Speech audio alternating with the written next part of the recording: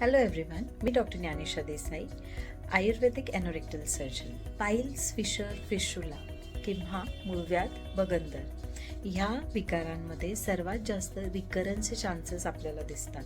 म्हणजे काय तर परत होण्याचे चान्सेस सर्वात जास्त आढळून येतात. हे का आढळून येतात? कारण की याचा जो रूट कॉज आहे, बेसिक कॉज जो आहे तो आपल्या पोटाच्या विकारांमध्ये लपलेला असतो. आणि ही गोष्ट बऱ्याचशा पेशंटला अननोन असते. ज्यावेळी तुम्ही सर्जरी करून घेता फक्त ती जागा व्यवस्थित होऊन जाते, पण जो रूट कॉज आहे तो अनट्रीटेड राहतो.